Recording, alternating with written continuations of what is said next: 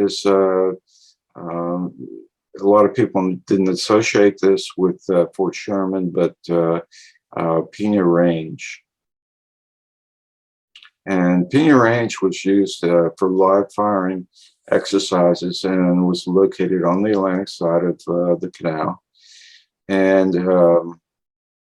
throughout the range locations and so forth, I used to document the unexploded ordnance site investigations of the U.S. military ranges in Panama. And that was Empire, Balboa West, and Pina Range. And I used those as a source for the mapping. So Pina Range, and I'll back up here a little bit first so people can get their bearings. These are the Gatun Locks. This is Gatun Lake, and Chagres River runs here.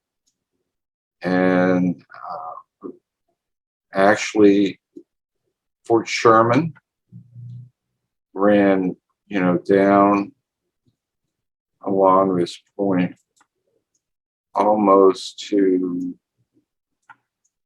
town here of Escobar. Okay, so going back to this particular point, and these, by the way, are this particular point, 824A, was the multi-purpose range firing point. Okay, they would fire out into these areas here.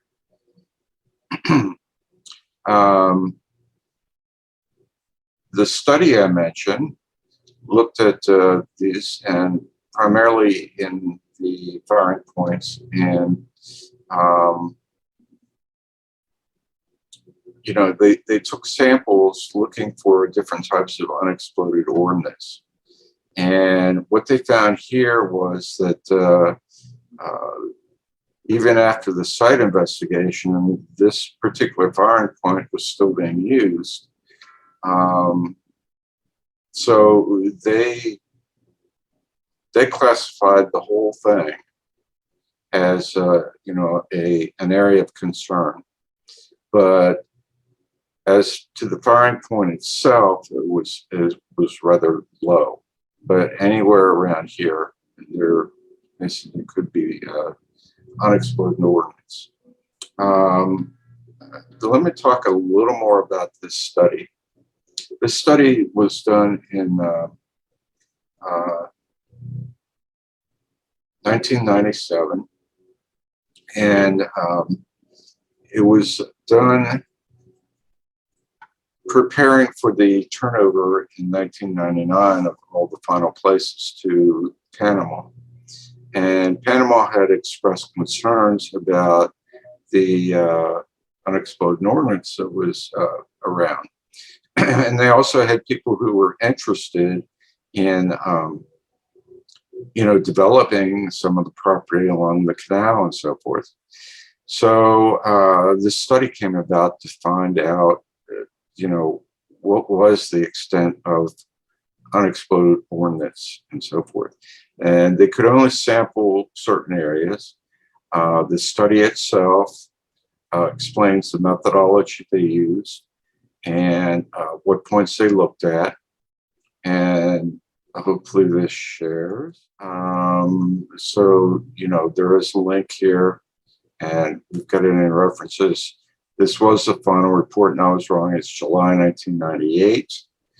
And it was prepared specifically for the Canal Zone Canal Treaty implementation. And I used that in order to get the points, because they had all the points classified. And while we're talking about that study, there's also an email from 1997 that is going to pop up 2 points, and it talks about some of the problems that are involved with the range study. And And specifically, they're talking about cleanup methods, because in order to guarantee that there was no unexploded ordinance left in here, what they would have to do is completely strip the land of all trees and vegetation and dig down to a certain depth of soil over the whole area. In other words, they'd have to rip out the jungle and so forth. And Panama didn't really want that. And I guess, it would have been very expensive to do. And it would cause problems with erosion and so forth. So what's happened instead is that a lot of these areas are now used as protected lands. So instead of developing things on it, they're now using them as like a forest preserve or so forth. Okay, moving on. 24C, this is again part of the Pina Range, and this was the demolition range. And the study noted on it that it was not an area of concern. In fact, they completely removed it as a possible area of concern. But they also noted that it was still being used. So after the study, the extent to which it was used is unknown, and therefore, it could be dangerous. And that shows up right here on the 1969 map. And from that study, this is the area Pina Range included. We were looking earlier at the main part of Fort Sherman, which is up here. We looked at batteries down along here. Fort San Lorenzo is down here. Various jungle points, Gatun drop zone, and the old French Canal running down here.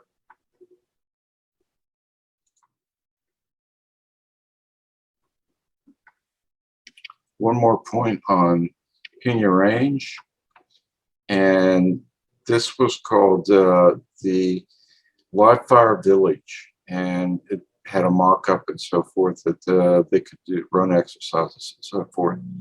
And backing up a little bit here, it was also called the Live Fire Rapid Module. And these points were used not only by jungle training, but also by units on the Atlantic side for, practice and so forth. And the study listed this as a low to medium area concern. And there was an access road that comes out here. This is S10. S10 runs up there to the Gatun Locks. Whether that access road is still passable is really unknown at this point. And on our 1969 view, here we are down here, and there's S10 road running up toward the locks. And again, the study map in your range. I'd like to thank veteran Richard Wyman for putting together all of this information on possible places to test in the Panama Canal Zone. We are further than we have ever been before. We have a rulemaking request that's been granted by the VA Secretary. We have an HR 5026 bill for Panama introduced into the Congress.